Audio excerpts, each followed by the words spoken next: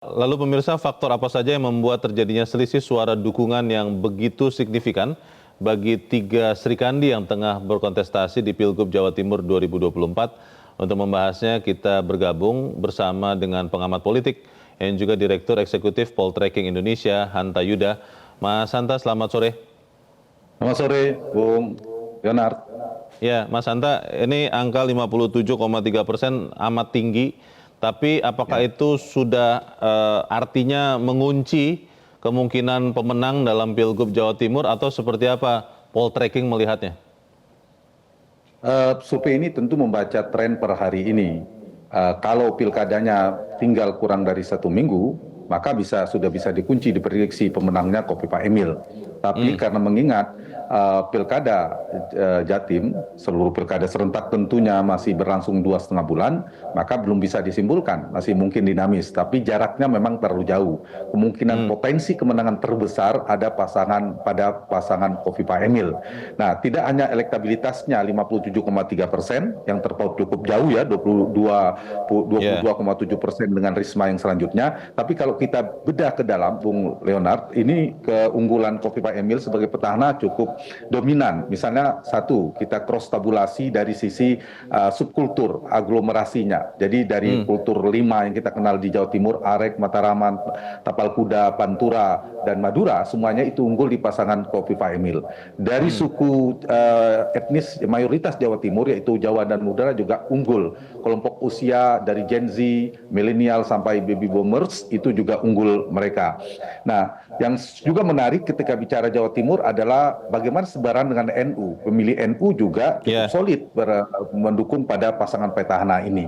Itu mungkin faktor-faktor untuk didalami, dan kita lihat juga simetrisnya dukungan partai. Pendukung partainya Kim Plus yang mendukung Kofifa Emil cenderung semua ke sana, sementara PD Perjuangan itu pemilihnya cenderung lebih banyak kepada Risma. PKB yang mengalami split ticket voting, dia lebih mendukung Lulu, tetapi pemilihnya mendukung Kofifa. Padahal itu partai pemenang di Jawa Timur. Pemilih Prabowo Gibran juga begitu ke Kofifa Emil mayoritasnya, pemilih Ganjar itu mayoritas ke Risma, sementara pemilih Anies Muhaimin itu terbelah ke Kofifa dan juga ke Risma, relatif imbang. Dan terakhir saya kira yang kalau kita bedah lebih dalam dari sisi approval rating Jokowi, tingkat kepuasan Jokowi Jawa Timur itu cukup tinggi 87%, itu mayoritas juga pendukung Jokowi tanda petik itu ke Kofifa Emil. Itu yang menjawab mengapa kuatnya dukungan kepada petahana, karena 3 triple majority Jawa Timur, ada 3 saya mengistilahkan 80% NU yang terasosiasi warga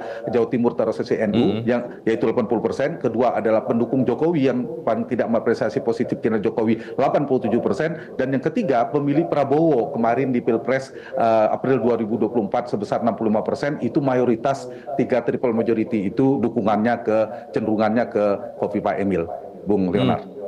Ini angka 57% ini, Mas Hanta, apakah memang karena figur Kofifa dan Emil yang memang sudah dikenal oleh rakyat Jawa Timur, sudah dilihat kerjanya, atau memang ini juga artinya partai-partai pengusung juga sudah bergerak, atau seperti apa Anda melihatnya? Faktor yang pertama yang disebutkan Bung Leonard itu lebih determinan ketimbang yang kedua menurut saya. Karena di pilkada tentu faktor figur lebih dominan. Karena kita tahu sebagai incumbent keduanya selain sudah dikenal, memiliki rekam jejak, yang juga potret berdasarkan data tingkat kepuasan. Approval rating Kofifa Emil juga tinggi. Di survei ini tergambarkan sekitar 87%. Itu angkanya juga relatif tinggi, melampaui elektabilitas hanya 57,3%. Itu koreksinya. Jadi biasanya incumbent, rumusnya incumbent itu kalau tingkat kepuasannya rendah, itu relatif tingkat elektabilitasnya juga rendah. Dan tren turunnya relatif lebih mudah ketimbang naik bagi seorang petahana. Tapi kalau tingkat kepuasannya tinggi, bahkan sangat tinggi, maka itu agak sulit meruntuhkan elektabilitasnya, dan justru sebaliknya dia masih punya potensi untuk melentingkan elektabilitasnya. Untuk kasus Kofifa Emil, justru ada kabar baik bagi mereka dan juga ada kabar baik bagi penantang, mau saya sampaikan. Bagi incumbent, bagi petahana, satu, tingkat kepuasannya tinggi, 87 sekian persen. Artinya masih cukup segmentasi yang cukup banyak yang mengapresiasi positif kinerja Kofifa Emil, tapi belum memilih. Nah, itu bisa disasar. Yang kedua, kami merekam juga antara keberlanjutan dan perubahan, atau antara yang ingin melanjutkan dengan yang ingin ganti gubernur. Itu mayoritas ingin melanjutkannya 65%. Nah, itu kabar baiknya, saya kira. Tetapi bagi penantang juga ada kabar baik, potensi ceruk untuk mereka sasar, undecided voters-nya masih 17,8%. Ada waktu 2,5 bulan. Faktor kedua, karena masih ada waktu 2,5 bulan, bagi penantang masih mungkin untuk bekerja. Faktor itu menurut saya menjawab pertanyaan, lebih determinan dari faktor kinerja, faktor figur tadi, ketimbang mesin partai. Karena mesin partai kan baru saja dibentuk. Meskipun ada dampaknya, karena simetrisnya dukungan Kim Plus, semua Kim Plus partainya itu mendukung Kofifa Emil, yang mendukung partai, mendukung pasangan itu, pemilihnya juga mendukung. Sama Bu Risma juga didukung oleh PD Perjuangan mayoritas. Mas Hanta tadi sudah sebut bahwa ini masih ada cukup waktu ya. Ini kan baru diambil surveinya 4-10 September ya. Apakah ada kemungkinan khususnya undecided voters itu yang hampir 18% masih bisa direbut oleh katakanlah di peringkat kedua Ibu Risma dan Zahrul Azhar ini, Mas Hanta? Itu justru ceruk yang potensial untuk disasar oleh Risma dan Gus Han, karena sebagai penantang itu relatif lebih mudah untuk menyasar orang yang belum menentukan pilihan, pemilih yang belum menentukan pilihan, karena kecenderungannya mereka lebih memprioritaskan penantang ketimbang petahana. Kenapa? Karena petahana sudah dikenal dan sebagainya. Itu jika catatan penantang bisa, mereka kan menunggu kandidat alternatif juga, bisa jadi memang belum tersosialisasi maksimal dari si petahana, sehingga mereka menunggu apakah si penantang bisa menawarkan sesuatu yang baru, terobosan, alternatif, diferensiasi yang jauh lebih baik dalam persepsi mereka, maka mereka akan bermigrasi, berubah, akan mendukung penantang. Tapi kalau sebaliknya ternyata dianggap penantangnya tidak lebih baik dalam persepsi pemilih dari petahana, maka bisa jadi mereka akan kembali ke petahana. Atau yang ketiga, memutuskan tidak memilih atau golput. Nah, gitu kira-kira karakter perilaku pemilih undecided. Dia cenderung kepada penantang. Tapi lagi-lagi itu ada kesulitan, tantangan berat bagi penantang di Jawa Timur, di mana tingkat kepuasan kepada Kofifa Emil relatif tinggi. Itu juga saya kira yang harus tanda petik harus digerus kalau ingin merebut basis Kofifa Emil. Dan satu lagi temuan dari survei kami menarik, pemilih dalam teori perilaku pemilih, dan pemilih rasional, pemilih psikologis dan pemilih sosiologis itu cenderung memang sudah ke Kofifa Emil. Nah, yang menarik memang pemilih rasional paling banyak, hampir separuhnya itu berada di Jawa Timur, pemilih rasional paling tinggi. Dia melihat rekam jejak, kinerja dan sebagainya. Dan itu bisa ditempurkan. Kofifa sebagai petahana dan Emil, gubernur wakil gubernur, menunjukkan kinerjanya seperti apa. Risma juga sebagai wali kota Surabaya 2 periode bisa menunjukkan kinerjanya. Jadi ini bagus dalam konteks demokrasi, bisa ditempurkan adalah soal rekam jejak keduanya. Bagaimana Kofifa memimpin sebagai gubernur, bagaimana Risma mensosialisasikan keberhasilannya di Surabaya, tinggal publik bagaimana meresponnya dalam persepsi, dan itu saya kira akan mempengaruhi. Dilihat rekam jejaknya, pengalamannya dan sebagainya. Jadi pertarungan rekam jejak dan gagasan itu menarik menurut saya dalam konteks memilih rasional. Poltreking akan melakukan survei seperti ini lagi, Mas Hanta, katakanlah bulan depan atau tidak? Sudah ada rencana atau belum? Ya, rencana untuk daerah strategis Poltreking akan memotret secara berkala.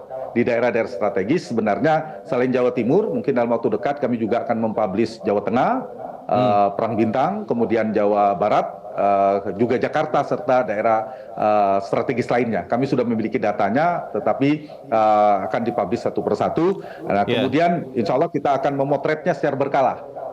Setiap bulan bila perlu, bila Oktober, November, dan di November lah yang bisa memprediksi. Istilah Bung Leonard tadi, apakah sudah bisa mengunci, maka kita akan memprediksinya pada bulan November, misalnya 1 minggu menjelang pencoblosan. Itu sudah bisa dikunci, prediksi kemenangan. Kalau sekarang jangan terlalu buru-buru, terlalu cepat, tapi ini tren per hari ini. Kesimpulannya adalah Kofifa Emil sangat kuat di Jawa Timur, berpotensi memenangkan pertarungan di Jawa Timur, tetapi belum bisa disimpulkan karena waktu masih 2,5 bulan, masih ada peluang, dinamika, perubahan dan sebagainya.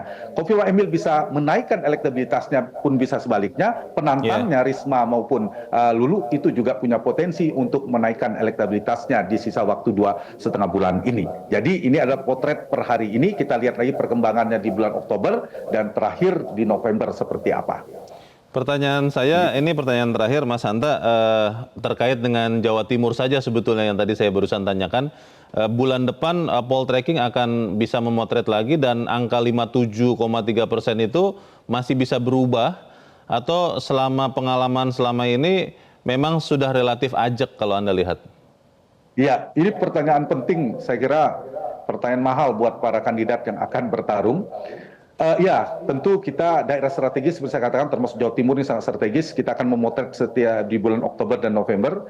Dan dugaan saya, sepanjang Khofifah Emil tingkat kepuasannya tidak rontok, maka sulit untuk turun di bawah 57%. Bahkan kalau saya melihat tadi tren perilaku pemilih dari dua data, yaitu tingkat kepuasan kepada Khofifah Emil, kemudian terkait dengan lebih banyak keberlanjutan daripada ganti gubernur misalnya, ditambah soliditas pengurus NU dan sebagainya, maka kemungkinan stabil jauh lebih besar ketimbang turun. Bahkan ada peluang untuk naik, bahkan karena pengaruh Khofifah sebagai ketua muslimat beberapa periode, kemudian kedekatan dengan Kiai, Gus Dur dan sebagainya dalam persepsi publik, itu menjadi tantangan berat bagi Bu Risma, bagi Bu Lulu yang akan menjadi penantang. Tapi poin saya ingin jawab pertanyaan tadi, apakah akan ajak?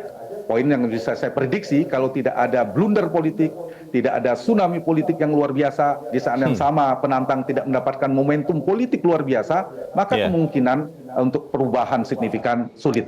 Bahkan kemungkinan kemenangan cukup tebal. Itu prediksi jika tidak ada dengan disclaimer tadi ya, catatan tidak ada blunder politik, tidak ada momentum besar bagi penantang, maka kemungkinan angkanya tidak terlalu jauh berbeda.